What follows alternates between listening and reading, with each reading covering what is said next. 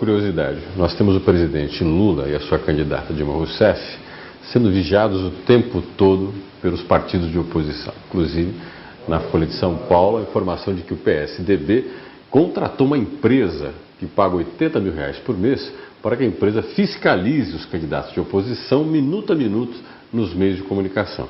A intenção, ao mesmo tempo que é ouvir o que o candidato está falando, o concorrente, também ver se ele tem algum deslize nos meios de comunicação. Hoje os meios de comunicação são peça-chave numa campanha eleitoral?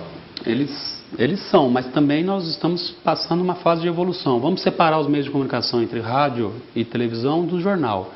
E a internet, por exemplo. E a internet. Mas nos jornais, por exemplo, era permitida, no período da propaganda eleitoral, que começa dia 6 de julho, o candidato podia fazer propaganda paga no jornal, o espaço máximo de 1/8, se o candidato quisesse, ele podia fazer ao longo da campanha toda. Todo dia ter uma propaganda. Do dia 6 de julho até a antevéspera da eleição. Isso acabou, agora isso pode 10 vezes. Então olha que mudança que teve. Quer dizer, ele poderia, se uma eleição de 9 de julho até outubro, quase 90 dias, ele poderia fazer 80 inserções, tira os dias que o jornal não circula, agora só 10 inserções. Quer dizer, é uma mudança substancial. E no caso de outros meios de comunicação, como é que fica esse equilíbrio? Se no jornal você passa a regular as inserções, existem as propagandas eleitorais no rádio e na televisão. Inclusive os partidos agora buscam coligações, entre outras coisas, na busca de espaço na televisão. Como é que se calcula o espaço de uma campanha? Bom, antes de falar do espaço, que é propaganda eleitoral, no rádio e na televisão, como eu falei, a partir do dia 6 de julho, não há nenhuma espécie de propaganda paga. A propaganda paga é apenas no jornal impresso. Porque o jornal impresso não é nenhuma concessão, né? É uma empresa. O rádio e a TV são concessões do governo federal e nela as propagandas são proibidas. Apenas o horário eleitoral gratuito, que começa dia 17 de agosto, e ele é dividido. 1/3 do horário para todos os candidatos, dividido de forma igualitária. Você pega candidato a governador, se o estado tiver 5 candidatos, 1/3 do tempo destinado para propaganda de governador será dividida de forma igualitária entre os 5. E os outros 2/3 é de acordo com a representação do partido na Câmara Federal. Então, quanto maior o partido, maior o horário eleitoral, né? E fora isso, não há nenhuma espécie de propaganda eleitoral no rádio e na televisão. O que está sendo permitido nessa eleição, diferente das outras, é a possibilidade das entrevistas fora do período eleitoral, né? Quer dizer, antes de 6 de julho, é possível as entrevistas em rádio e em televisão, inclusive de candidatos. Ele pode até falar do seu projeto político, do que ele pretende disputar, só não pode haver duas coisas. Primeiro, o pedido do voto. Ele não pode dirigir, através da entrevista, o pedido de voto. E as emissoras têm que procurar dar um tratamento isonômico. Ou seja, um candidato não pode ser um candidato protegido da emissora. Não. Tem que procurar, tanto quanto possível, um tratamento isonômico. Traz um candidato do PMDB, leva um do PSDB, leva um do PT. Ela tem que demonstrar que ela está fazendo as entrevistas para levar informações para os seus ouvintes, sem nenhuma tendência de beneficiar este ou aquele.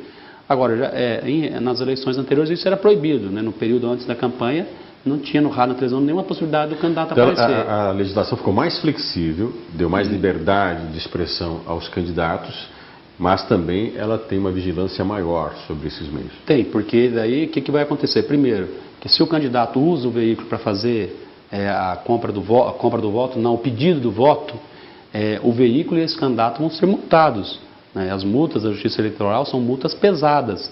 Isso os partidos vão ter que recolher no período eleitoral, sob pena de ficarem inelegíveis, né? Poder não disputar a eleição. A guerra entre os partidos dentro dessa campanha eleitoral, se calcula que sempre se pede que as campanhas tenham um bom nível. Mas bom nível depende muito das condições políticas em que a campanha se dá.